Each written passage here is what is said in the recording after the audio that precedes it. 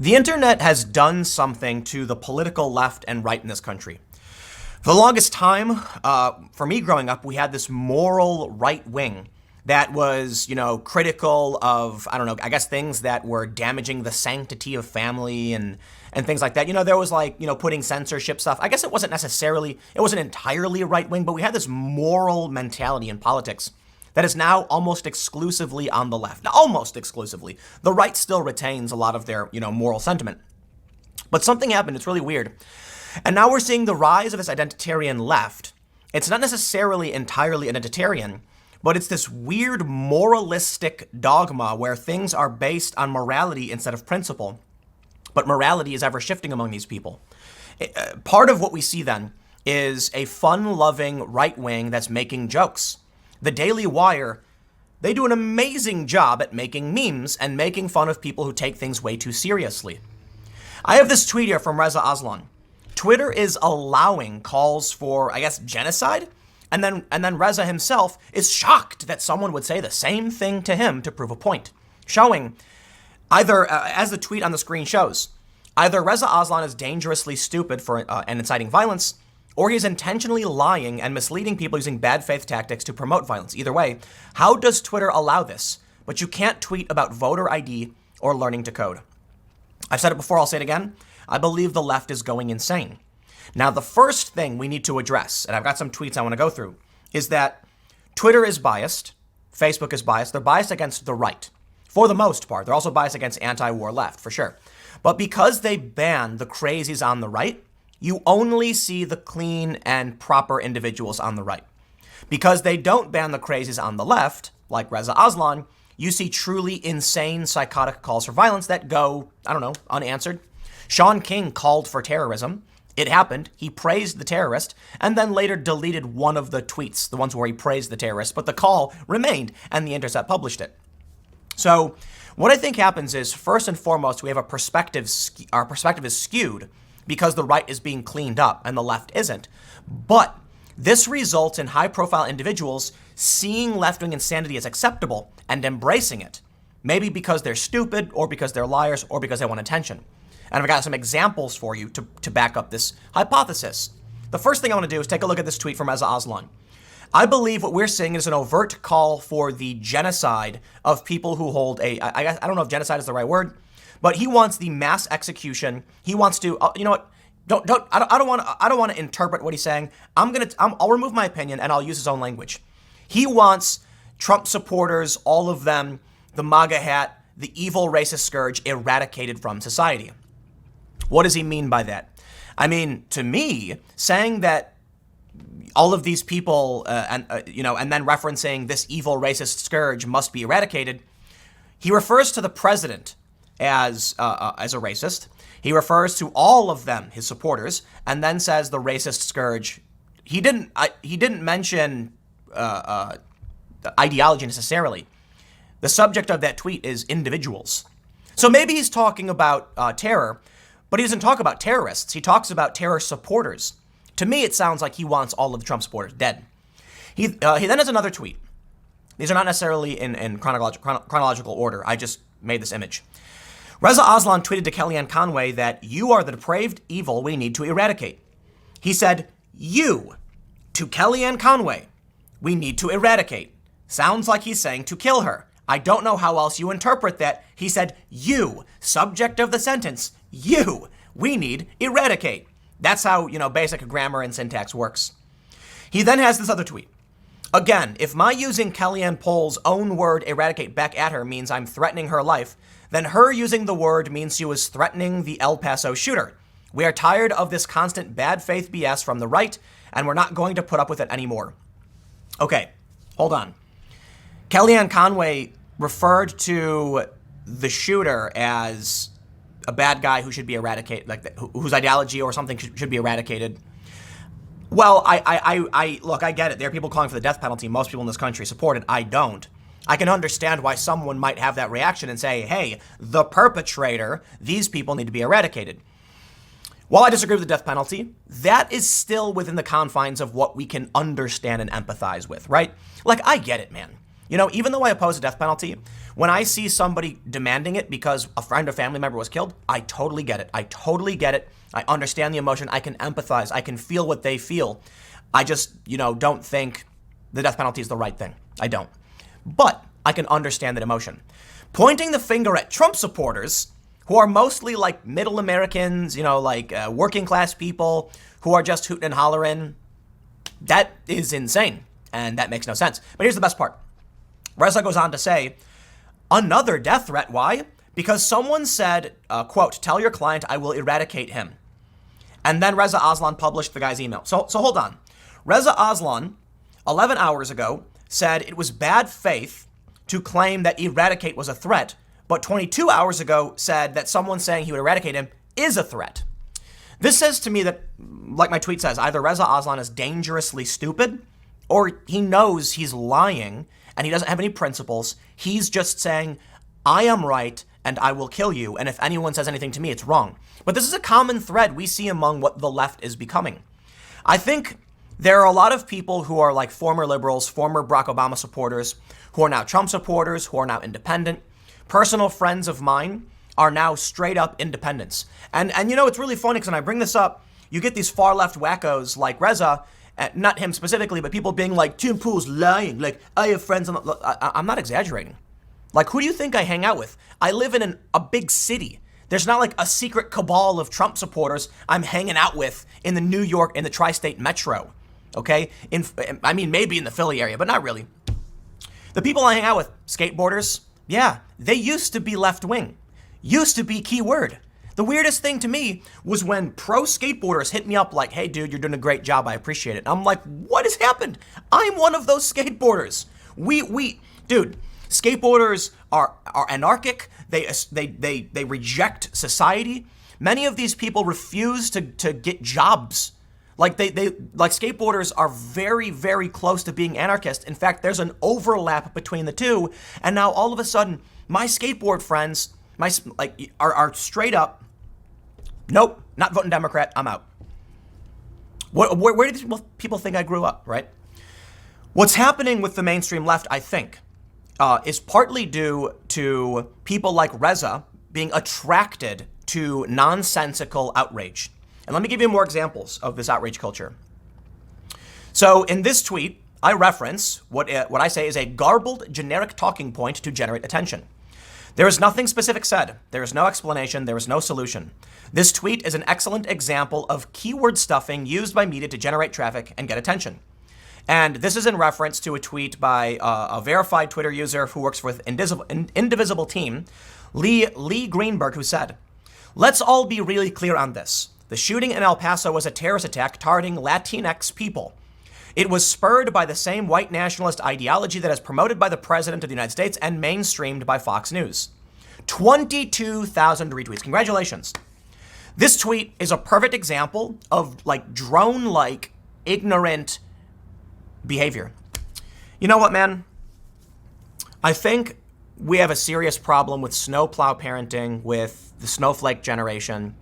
And there are snowflakes on the right, of course there are, but it tends to be the left for whatever reason. I think it's not, for the most part, the left or the right isn't what's relevant in determining who has more snowflakes. It's which one will be more attractive. So what I end up seeing is when you have the left, which tends to be collectivist, constantly outraged, it's going to attract those who are sensitive and weak. When someone says, don't clap, it triggers people, then somebody who's overly sensitive and arrogant and spoiled is going to be like, ooh, I want to tell people what to do too. And so you see that viral video, I don't know if you guys saw it from the DSA meeting, the socialist meeting, where a guy's like, when you chatter, I can't focus. You need to stop chattering. And I'm like, dude, you don't own the world. But you know what? These people are trying, bless their hearts. Take a look at this tweet from this Lee Greenberg person. And let me break down what I mean. First, we have El Paso, keyword. Big event happened. She chooses the big subject matter. She said it was a terrorist attack targeting Latinx people. So she's calling it a terrorist attack, which most people did. Fine. Latinx, keyword. I don't think most Latino people know or care for what Latinx means. And my understanding is that it's predominantly a white progressive thing. noting that Lee Greenberg is presumably white. I don't know, maybe she's Jewish, but depending on what you're, well, I'll say this, the progressive left has no rules.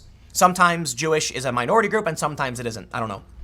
It was spurred by white nationalist ideology promoted by the president and mainstreamed by Fox News. Did she tell us anything? No, she didn't. This tweet says nothing, explains nothing, presents no solutions. It's literally just keywords stuffed into a tweet, and guess what? It works. Check this out, 22,000 retweets, 93,000 likes. It does exactly what it's intended to do. Does she understand any of this? No. She doesn't explain what the white nationalist ideology is that the president or Fox News is promoting. Admittedly, Twitter is not a great medium for this, but it's one of the big problems with Twitter and social media.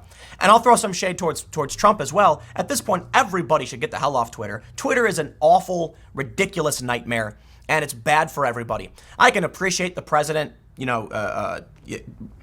speaking his mind and bypassing the press, but I'll just say, man, Twitter is bad for everybody. People weren't supposed to communicate this way. And what we end up seeing are, when I look at this tweet from this woman, boy, do I see the perfect example of people who have no idea what they're talking about, who can't back it up, who are regurgitating something else they heard. Now take this and write an article about it, and you can see why intersectionality, left-wing identitarianism, has become prominent. On Facebook, on YouTube, etc., keywords work. It's how algorithms source material. It's how algorithms decide what should or shouldn't be shared. Do you like this subject or not? So here you can see a tweet that targets several keywords without doing anything.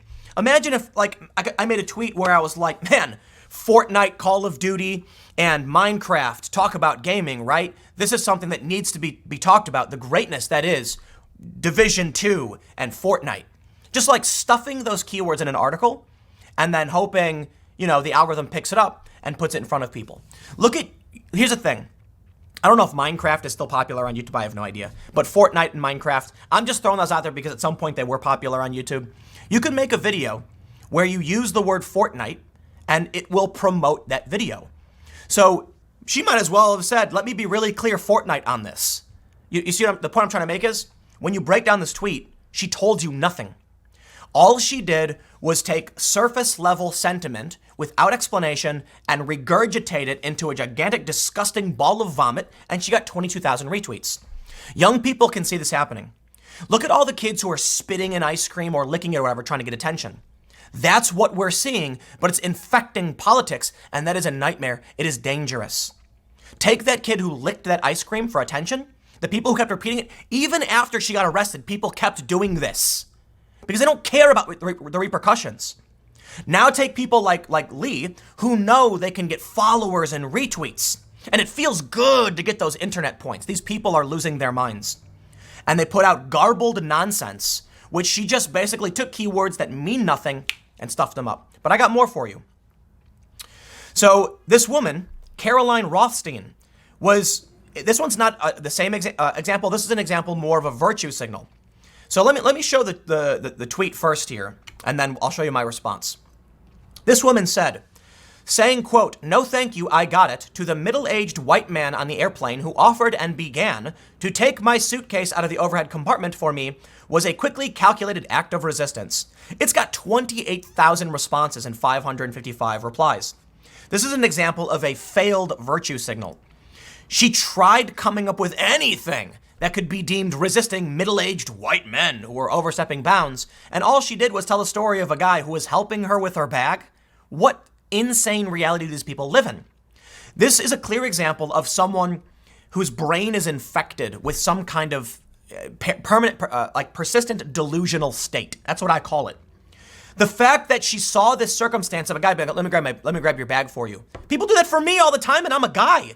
I'll be on an airplane and I'll be trying to get my bag out and someone will grab it for me. Like, thank you, appreciate it. Or someone will grab the door for me, man or woman, thank you, I appreciate it. What is going on with these people? That they are losing their minds, and it's going to result in absolute chaos. So with a story like this, I think about how in a desperate bid to get attention, everything must be oppression. And again, I'll stress, you want to know why intersectional feminism is becoming the dominant left-wing ideology? It's because if you write an article about police brutality, you have that one keyword, police brutality with 2 keywords, 1 key phrase. So it gets, the algorithm pumps up saying some people are clicking on things like this.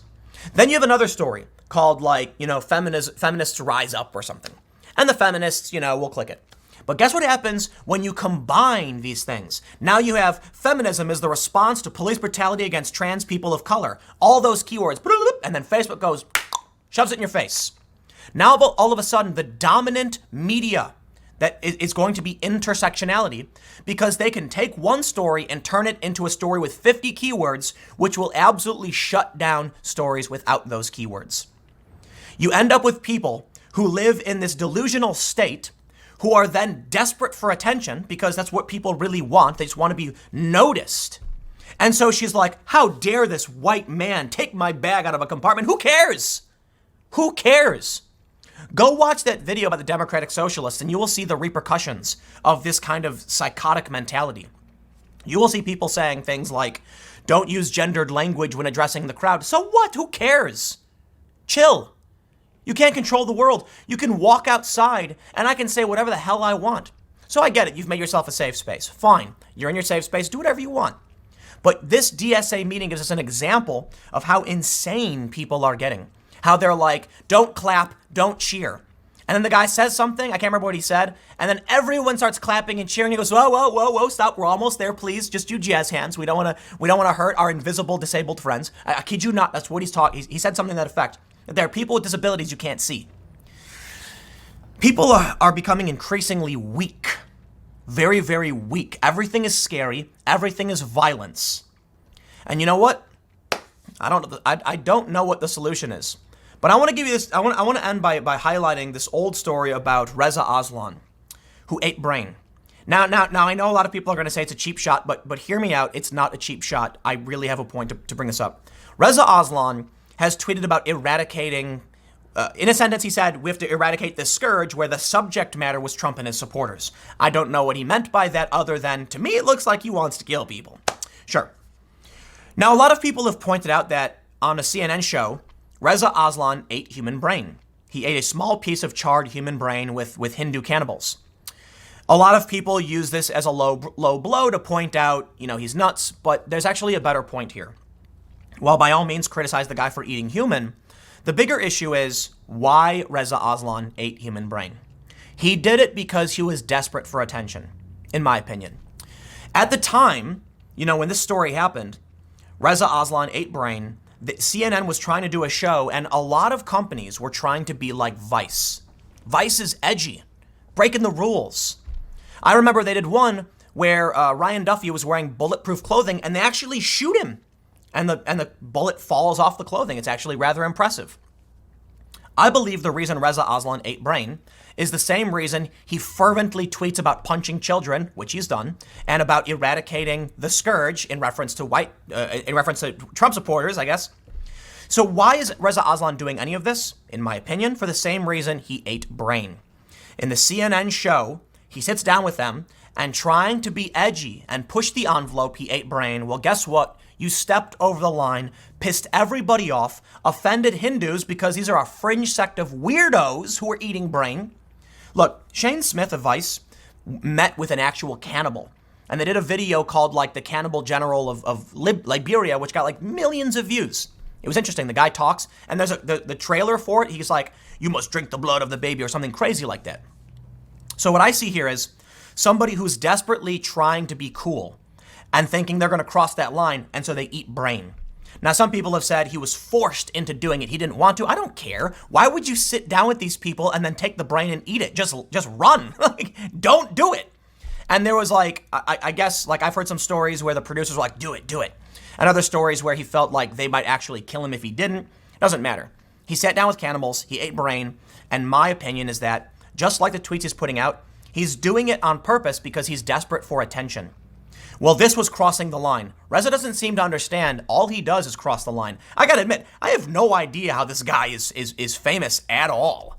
His tweets are nothing but ratio. He calls for violence. And I gotta stress, the main point of this video, how does Twitter allow him to be on their platform? Twitter literally allows a guy to call for violence, say he wants to punch teenagers, like a 14-year-old in the face, or insinuate he does. It's a guy who ate human brains, who is sitting on Twitter saying Trump and his supporters are, all of them are evil, racist. This scourge must be eradicated. I can't figure out what else he's trying to say. How do they allow this kind of thing to exist? So let me stress this point. When you ban the crazy right-wingers, when you ban the weird QAnon people, you make the right look good. When you leave up the brain-eating guy who's calling for the eradication of a scourge and reference Trump supporters, you make the left look absolutely insane. But you know what? Maybe the answer is the left is becoming insane because they don't deal with their crazies. They struggle to call out Antifa if they ever do. They run defense for it. They defend their extremists. Reza Aslan is like beyond extreme. And, I know people who know him, and I've said, the guy ate human brain. And they're like, oh, come on. No, like, no, not, oh, come on. The guy literally ate human brain. Like, I'm sorry. If you handed me human brain and then said, eat it or I'll effing kill you, I'd be like, I'm not eating the brain, dude. It's just not going to happen. And I've been to conflict zones, and I've been threatened, and I've been shot at. No, I'm not going to do something like eat brain. It's just not going to happen. You can bash my hand with a hammer. You're going to have to tie me down, rip my jaw open, and shove that in my face before I ever do anything like what this guy has done. The point I'm trying to say, to me, he's doing it for attention. All of it. He did this show. He did crazy, crazy things, eating brain. He's tweeting insane things. And I think there's an obvious reason he's doing it. Just wants attention. Just like Lee Greenberg, who tweeted a nonsense keyword stuff tweet that doesn't actually say anything. It's not a unique idea. This is a regurgitated talking point we've heard 50 million times, and all she did was take the regurgitated talking point, put Fox News in it, and El Paso, and Latinx. It's not an original opinion. These people don't have original thoughts. My word, go spend some time in the forest and count stars. Like, expose yourself to the wilderness. I will end with one thing. President Trump's approval rating has taken a sharp hit in the past couple of weeks. Now, look, I've made videos where I've said Trump's approval rating reaches all-time high and talked about the significance of that. And I'll explain.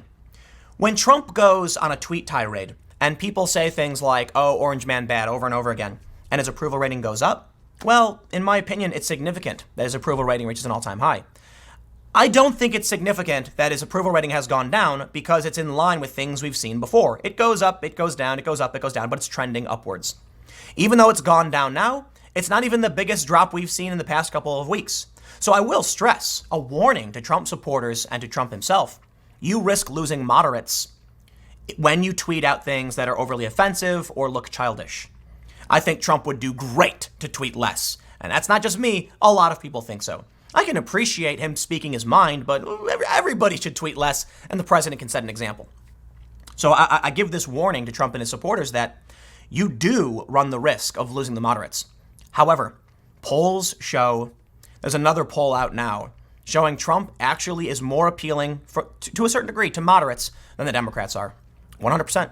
So the reason I bring this up, I bring up the dip in approval rating because this is not necessarily having to do with the recent events for the most part, because polls go back a few days and it can actually go back a couple weeks.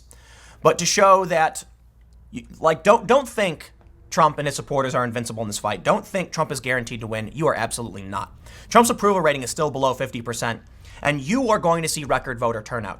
However, I'm not going to make a dedicated video talking about Trump's approval rating on this instance because it's not significant. His approval rating dipped by 1.5 or 2 points. It's actually 1.5. Simply because it's still higher than it's been in a long time. It's still trending upwards. It is what it is.